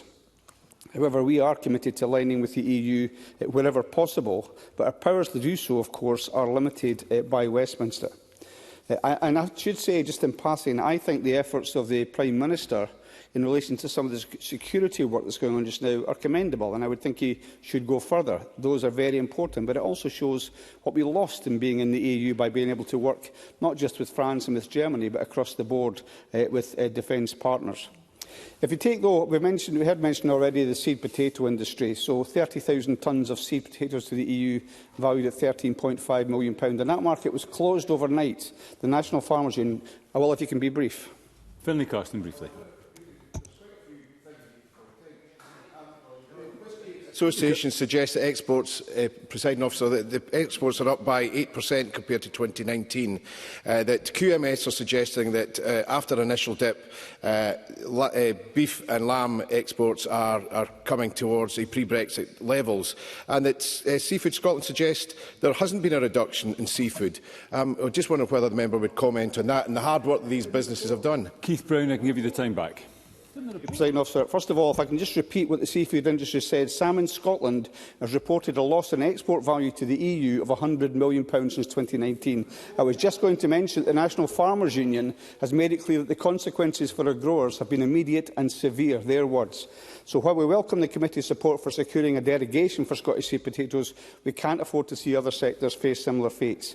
And the situation, as we've heard in Northern Ireland, provides a stark contrast. The benefits that Scotland would have had being an independent member of the EU, an English-speaking member of the EU, were huge at the point of Brexit from the rest of the UK. Instead, that value has gone to Ireland and to some extent to Northern Ireland, who, like Scotland, voted to remain part of the EU. And Scottish businesses, as the committee has heard, are watching Northern Ireland as it uses the unique status it has to attract investment and trade that we can no longer access under the TCA. And that unequal treatment only strengthens the case for Scotland to chart its own course. In a previous inquiry, the committee heard how Brexit has decimated the music industry in Scotland and the UK by people not being able to participate in festivals and so on across the rest of the EU. Now, the Labour Party in its recent manifesto promised to reset the relationships, and that's a step in the right direction. But let's be honest, tweaking the TCA will never bring us back to the frictionless trade that we once enjoyed. And the only way to truly restore Scotland's prosperity is through rejoining the single market. Now, Stephen Kerr said that it wasn't a hard Brexit. I remember Daniel Hannan and Boris Johnson said, we're not going to touch the single market. This is not about the single market. And they lied about that because they eventually did exactly that. They took the hard Brexit they said they wouldn't take in the first place. And also, I think some people's understanding of what free markets are about, and maybe we should do some research on this. For example, Margaret Thatcher in the 1980s proposing the single European market being the best thing ever for the EU, which seems to have been turned on its head now by the current crop of Conservatives. But a single market only works if it has that regulation, if it has the things which stop a single market going out of control. So the evidence, I think, and to find both, to some extent, the Labour Party and the Conservatives trying to deny the reality of the damage that Brexit is costing is unbelievable. It's been disastrous for our economy. Our businesses deserve better. We hear people saying they're champions for businesses, and small businesses in particular, willing to turn a blind eye to the billions that are being lost to our businesses throughout the years since Brexit. And it's clear from the report that Scotland's interests are best served by being part of that European family.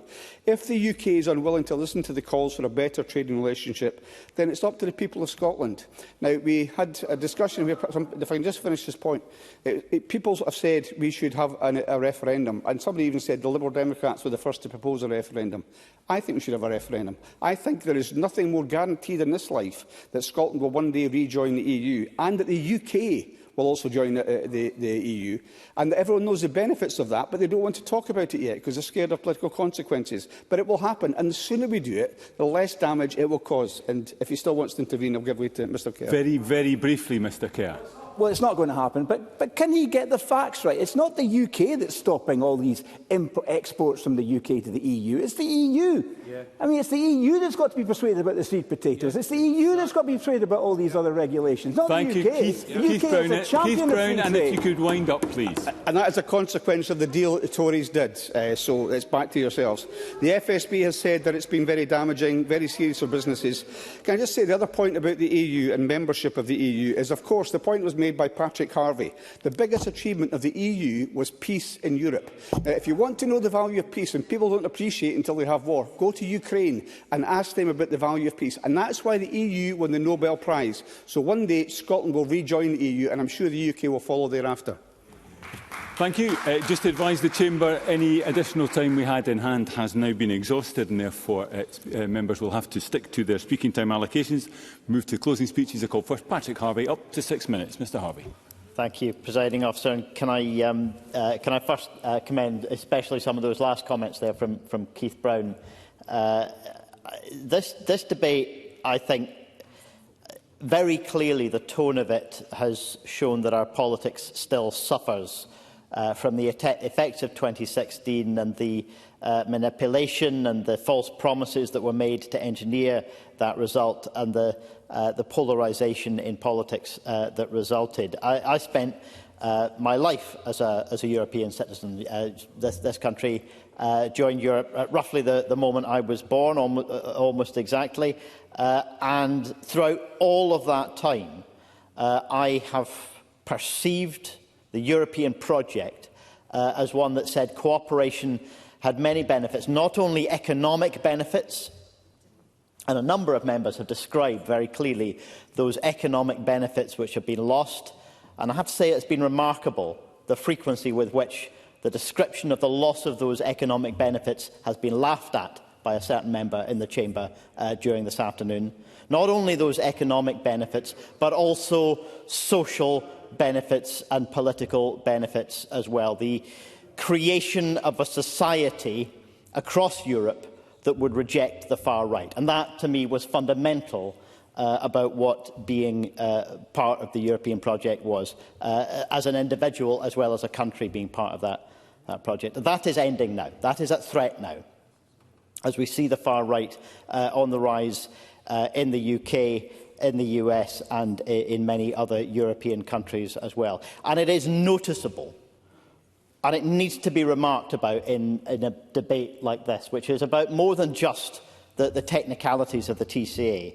It's about the changing relationship that we have with Europe. It is noticeable that the rise of the far right in the UK came in the form of Brexit. That is what it was as a political project.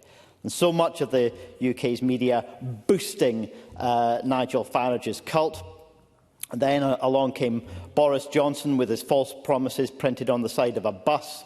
And today, if Mr Kerr's position is reflective of the Tory position in seeing the election of a fascist in the US as an opportunity, as something to be positive about, then it is clear that there are no moral depths to which these people will not sink.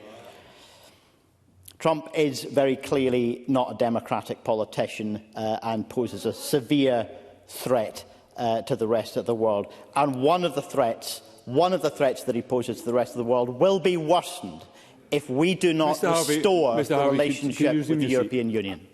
I appreciate that emotions may run high in this, but I will not have the front benches chatting to each other while a member has the floor. Patrick Harvie, please resume. The opportunity, and I believe that the responsibility that the new UK government has to begin to restore the relationship our country has, the damaged relationship that our country has with the European Union, is going to be critical if we're going to continue, if we're going to find new ways to resist the continued rise of the far right. I want to address one point that I think Willie Rennie was in disagreement with colleagues about. I hope that he might reflect on the idea that just throwing the odd random insult to the Welsh Government just because he doesn't like the Scottish one might be beneath him. But he made an important point about what regulatory alignment means. I believe that regulatory alignment was something that was the right policy to set as an objective in the wake of Brexit, aimed to achieve the least damage and to sustain the most benefit that we possibly could in circumstances we hadn't chosen. But it is true that as time moves on, divergence will emerge, not just because of divergence on the UK side, which we don't have control over in Scotland, but also divergence on the European side as well. So as time moves on, we do need to be willing to ask ourselves, what do we seek to achieve by regulatory alignment? And how will that change? How must it change in order to keep up with changing circumstances? The last point I want to add before I finish, Presiding Officer, it comes back to the value of freedom of movement that I spoke about, and in particular youth mobility. Youth mobility has been an extraordinary benefit of being part of the European Union, but it hasn't been equally shared. That benefit has not been felt by all parts of our society. There are too many examples where those studying certain courses at higher education level will get the opportunity that youth mobility in Europe offered, but others in society would not. We need to try to ensure that as we restore youth mobility, as we try to restore that benefit, we make sure that it is widely shared. And I want to make a case that the net zero agenda, and in particular this country's need, and I mean Scotland and the UK, are a shared need to catch up with those European countries that are decades ahead of us on decarbonising their heat, whether that's through heat networks or through the installation of heat pumps, or just through what should be basic normality in a cold northern European country, which is building homes that are fit for a cold climate. We need to learn from those skills, and that's not just by importing those skills, it's by making sure that it's not just people studying particular courses at university, but every construction worker, every plumber, every heating engineer that gets the opportunity to spend some time in Europe learning from the experience of countries that are decades ahead of us. So that's one example of where the net zero agenda needs to connect to this mission that we should share of restoring our relationship with Europe and making sure that the benefits of it are shared more equally in society. Thank you, Mr Harvie. I now call point of order, Stephen Kerr. Can I have your guidance on how I might get it into the official record that no one on this side of the chamber laughed at all at the struggles and the challenges of SMEs in Scotland? And it is an example, Presiding Officer, it is an example of the bullying tactics that we see too often from Patrick Harvie in this chamber. Thank you, Mr Kerr. Not a point of order, but I think you've answered your own question. And I now call Faisal Chowdhury, up to 6 minutes. Mr Chowdhury. Thank you, Deputy Presiding Officer. I'm pleased to close the debate for Scottish Labour. I join members in thanking the committee for their work in publishing this report and stakeholders who gave evidences. As we move further and further into post-Brexit world, it is right we work to understand the implication of the new rules created by this conservative Brexit, as Martin Whitfield called it. The report outlines how the current agreement is affecting our businesses and the opportunities we have to improve it. But if we are to renegotiate the agreement, we must have a positive relationship with Europe. I'm pleased members from the other parties welcome the Labour government's reset of European relations. While the renegotiation of the trade and cooperation agreement is not until 2026, the work on rebuilding Britain's relationship with the EU and repairing the damage done by the last Conservative government is already underway.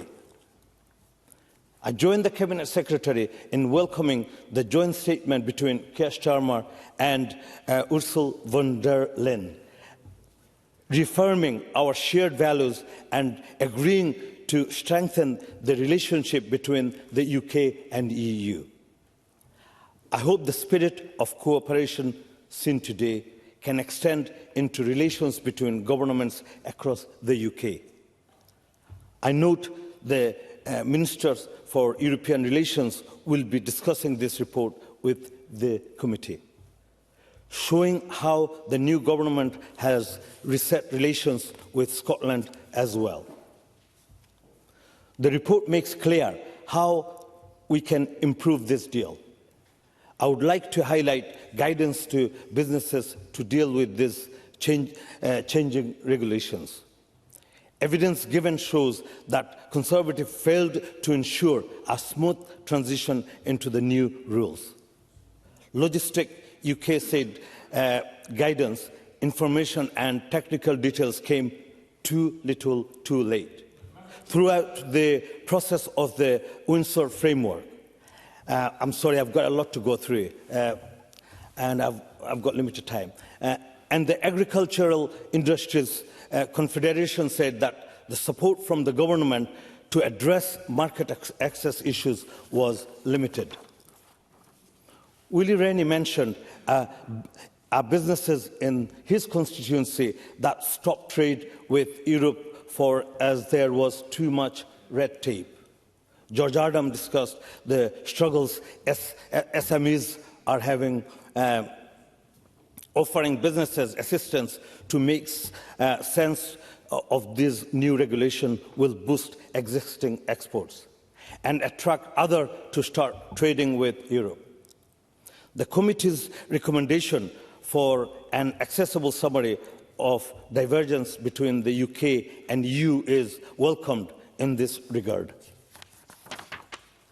Claire Adamson mentioned that agri-food exports in particular are being held back.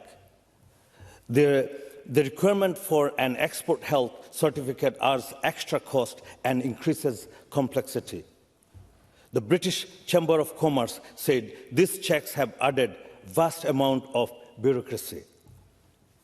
This increased delay are felt particularly for items with a shorter shelf life, which lose value the longer they are in transit. My colleague Neil Bibi mentioned innovative food dispute at the border holding products up, causing them to melt by the time they reach their destination and stopping shipping to Europe. While I do not share his same affinity for chili cheese nuggets, I understand that this is a major issue. Patrick Harvey rightly said this is not just red tape. It is people's well-being, jobs, and the cost of living. This is why we need to veterinary agreement. Research from Aston University found one could increase exports by at least 22.5%. The new Labour government were elected on a manifesto to negotiate a veterinary agreement. I'm glad members, including my colleague Martin Whitfield, agrees on its significance. Members are largely in agreement today that TCA should be renegotiated. We have a number of opportunities to improve this bad Conservative deal. The committee's report makes it clear what we need to do to make this work. With the new Labour government in Westminster rebuilding our relationship with Europe to one of cooperation rather than opposition.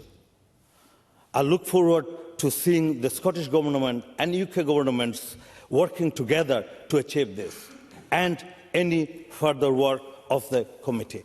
Thank you. Thank you very much, Mr Chowdhury. I now call Finlay Carson up to 6 minutes. Mr Carson.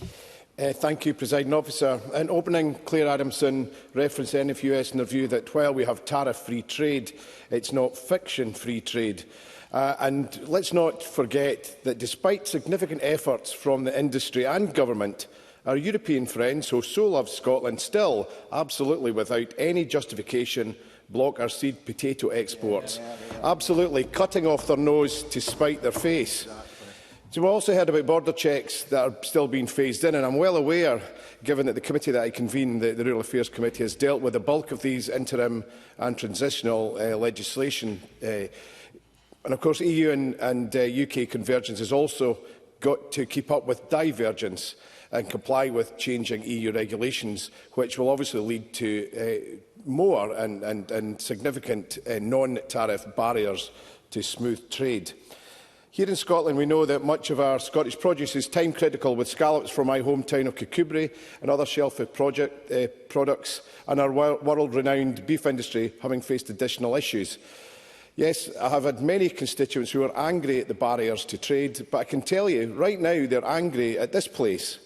Much to Willie Rennie's delight, it spends more time debating the past rather than looking forward at the opportunities and maximising those benefits, no matter how significant or otherwise people across the chamber may think they are.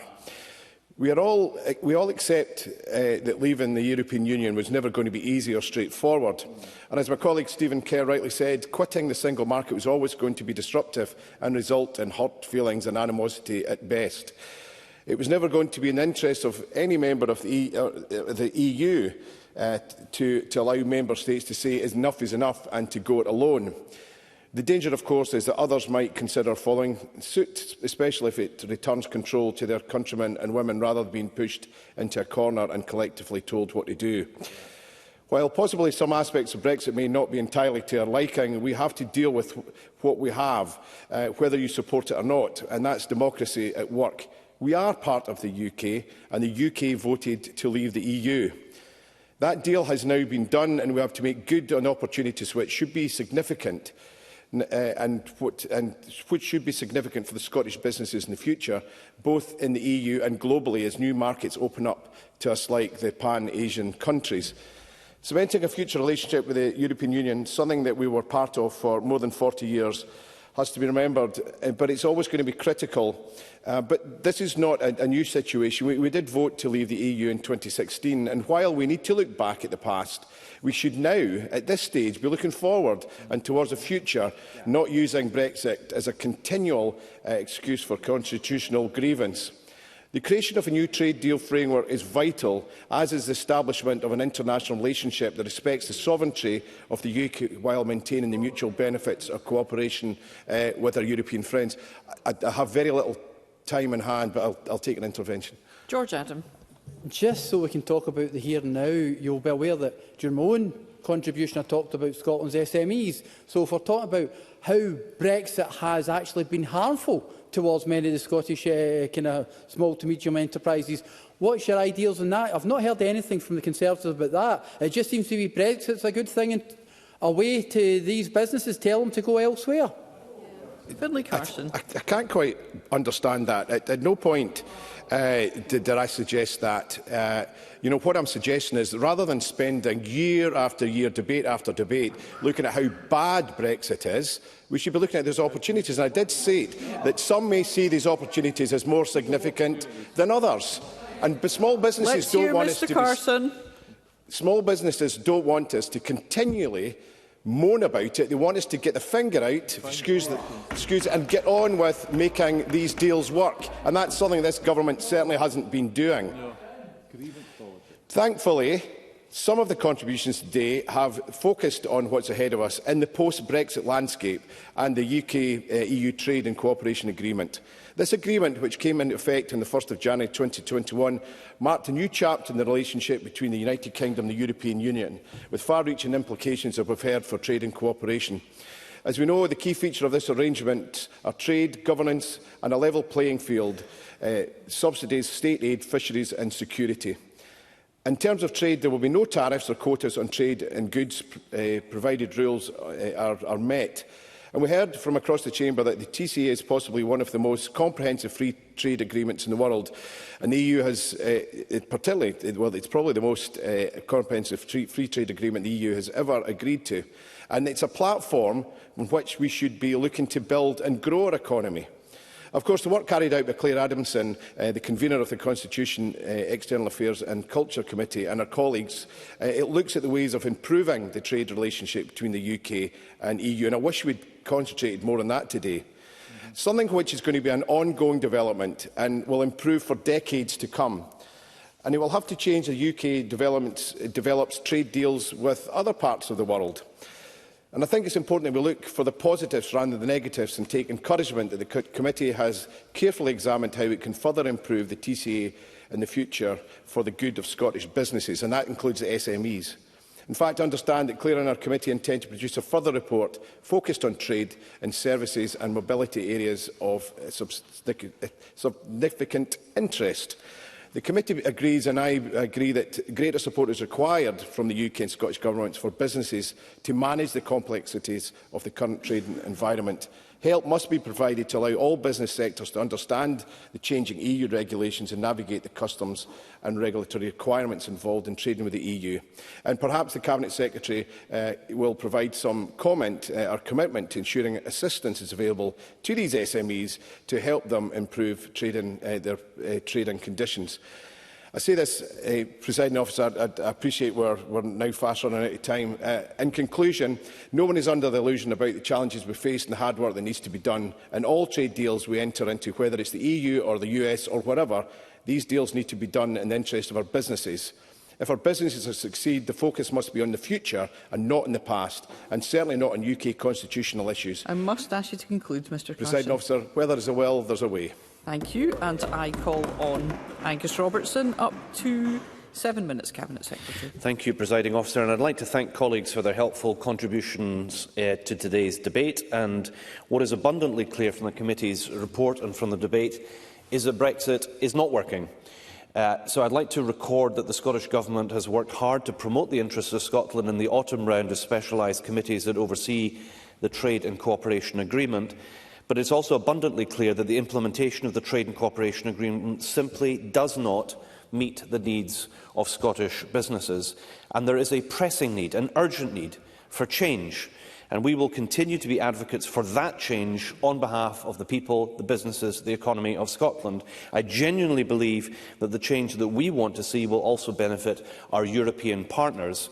Young Scots need to have the opportunities to work and travel across Europe. Our brilliant creative professionals should be able to work across the European Union. The iconic Scottish food and drink sector demands trade more freely with Europe, and the economy urgently needs EU markets reopened for Scottish exporters. So we will continue to urge the UK Government to be ambitious in its proposals to improve its relations with the European Union, particularly the trading relationships. So let me turn to some of the issues that have been raised in today's debates. Firstly, to Claire Adamson, who had also I'd again want to repeat my appreciation to her and her colleagues on the committee for their report. For it is that we are actually debating this afternoon, not a general free-ranging debate on Brexit.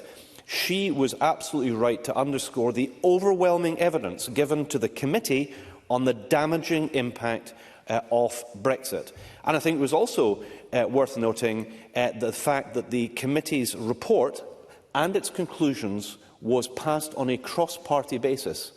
All parties on the committee supported the conclusions of the report. Stephen Kerr opened his contribution saying that he thought the report thorough, balanced and fair, and then went on to speak in a way that was totally detached from the contents of the report, ironically, the conclusions of which were supported by his colleagues. There were a number of issues which were, frankly, a reality bypass, presiding officer. We were told that what we are currently involved in is not a hard Brexit. We are outside the single market. Now, I will not take an intervention. We are now outside the single market. We were told we didn't need to be. We are outside the customs union. We were told we didn't need to be. To say that Brexit is done and one cannot Cabinet go back... Secretary, if you might, just pause a moment. I know that Mr Kerr knows that it's not appropriate to debate from a sedentary position when one has not been called to speak.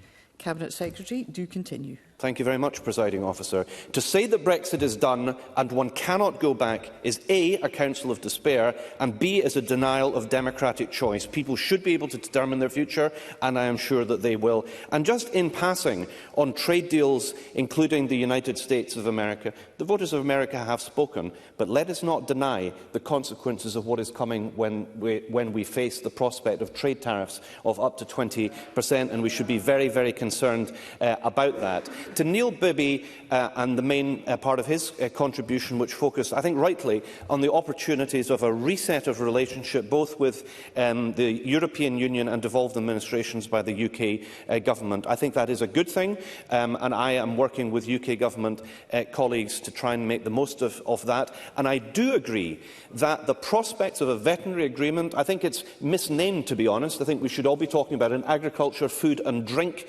agreement, will be profound, and we will work with the UK government to deliver that. I don't have enough time. I'm going to have to make progress. To Patrick Harvey, he was absolutely correct to seek further details about what a reset means, though, because it's good to hear about agreement on a veterinary agreement. What about Erasmus+? What about Creative Europe? What about the restoration of free movement for younger people? The importance of mobility is something I agree with Mr Harvey about. To Willie Rennie, he says we should debate Europe more often. Well, we debated it only last week. I don't think he took part in that debate, but I agree with him. We should be debating it more often, and we should be making the most of it. And I agree with him. We need to be looking at education cooperation, but to be absolutely clear, there is no substitute to Erasmus+. And that's why this government is keen that the UK government works with European colleagues who are open to the United Kingdom returning to Erasmus. That's the prize, and I hope he will join the Scottish Government in seeking that. George Adam was absolutely right to highlight the needless economic suffering. I've already said 3 times that I'm not taking interventions, and I will not be taking interventions, presiding officer, as my time is short. George Adam was absolutely right to highlight the needless economic suffering, the ongoing damage, something captured in this report, agreed to by Conservatives on the committee. Martin Whitfield talked about low-hanging fruit, and I agree with him that where we can secure that around a veterinary agreement is a major prize. But I say it again, Erasmus+, Creative Europe, mobility, all of these things are on the table, and I look forward to the UK government as soon as possible, hopefully, being able to articulating these points to the European Commission that has made offers on these issues. To Kevin Stewart, echoed then by Keith Brown, on seed potatoes, on seafood, these are really important challenges that need to be sorted. Now, if Conservative members disagree with the evidence and the conclusions of this report, no doubt they will be voting against it today. I'll be interested to see how they choose to use their vote. Cabinet Secretary, Mr Kerr, I have asked you previously, and I will not ask you again. Please cease shouting from your seat. Point of order. The Secretary names members and represents their views and misrepresents their views. How are we to make the record straight about the fact that he is saying things in his speech that are diametrically opposed to what were in the speeches given from these benches? Mr Kerr will be aware that the contribution of members' speeches is a matter for members, that a point of order should be raised when one is trying to ascertain whether proper procedures are or have been followed. That was not a point of order. Cabinet Secretary. Indeed, it was not a point of order, but that is, we're used to those kind of contributions from Mr. Cabinet Kerr. Secretary, to the I must summing ask up. you to conclude. To the summing up, Presiding Officer, Patrick Harvey reiterated the importance of reminding ourselves that Europe is also about peace and the danger of populist and the Brexit right, and we do need to be very well aware of that. Faisal Chowdhury talked again about the importance of a veterinary agreement. We agree with him. Finlay Carson didn't in any meaningful way address the contents of the report or of its conclusions, so it would be of great interest to see how he votes this afternoon. To finish, I'd like to thank the committee once more for this important report. As has been noted, the committee plans to continue its work on the Trade and Cooperation Agreement, and in the next phase will be looking at trade in services and mobility. Scotland has important interests in both of these areas, and the Government will be offering our support and our cooperation to the committee as it continues its work. We'll also continue to seek the views of stakeholders and work with them to promote Scotland's vital interests with the UK Government. Thank you very much. Thank you. And I call on Alexander Stewart on behalf of the Constitution, Europe, External Affairs and Culture Committee to wind up the debate. Thank you, Presiding Officer. This has been a very helpful and robust debate on the future of the relationship between the United Kingdom and the European Union. Before I respond to some of the contributions which I made this afternoon, I would like to extend thanks to important aspects of the report, further aspects by the convener in her opening speech. We've heard today of the significant challenges which businesses are experiencing in trading with the EU under the terms of the TCA. And whilst there have been recommendations on agreements with the United Kingdom how to reach the European Commission to reduce these trade barriers, greater support and guidance is required in the meantime from the United Kingdom and the Scottish Government. To allow all businesses to manage the complexities of the current trading environment, support is particularly needed in monitoring divergence to allow for compliance to take place during the EU regulations, something which is necessary to export to the EU, Presiding Officer. AIC told us that the small misalignments and misagreements that are regulation and the technical standards happen all of the time, and that businesses and trade bodies must keep up with the single one and changes that take place to ensure within the EU.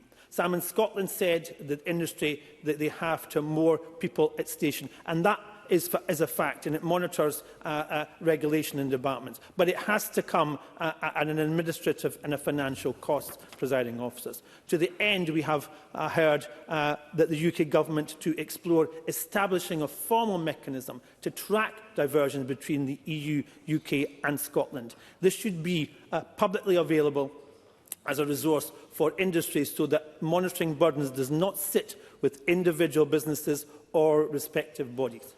The UK Government and the European Commission should also work with businesses to develop clear guidance of businesses on custom procedures, on rules of origin, among others.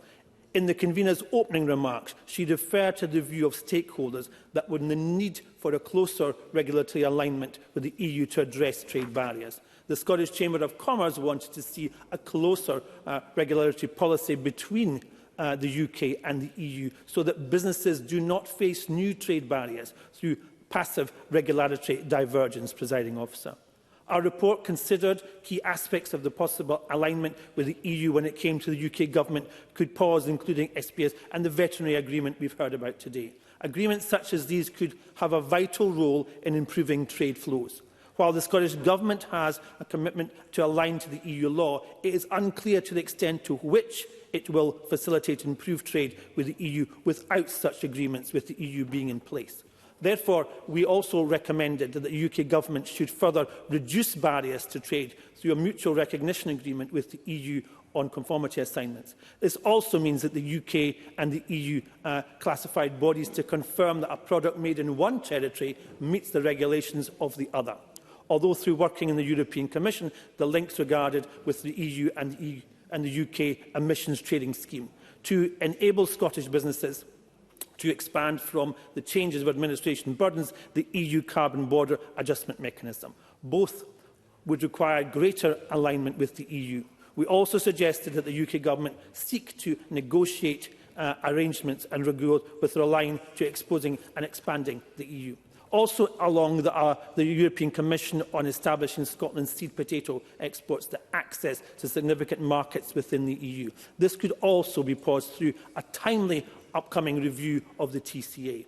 However, negotiations to improve the trading relationships need to be considered, and there needs to be a formal review. This is the need for organising cooperation and collaboration to make improvements for the operation of the TCA. An agreement which is still in its infancy and which were several unclear issues going forward. Effective governance of the TCA will be necessary to support improvements of trading relationships through an important agreement, as well as the negotiation for further adjustments to the TCA of supplementary agreements. Under the TCA, governance structures significant diversions regards operations that could be about political agreement between the European Commission and the United Kingdom Government. This means that there is a need and there is a strong level of scrutiny of stakeholders' input to these decisions, including through the improvement of civil society, business and trade unions, the Democratic Advisory Group and the Civil Society Forum, and the importance of the Parliamentary Partnership Assembly, to which the Scottish Parliament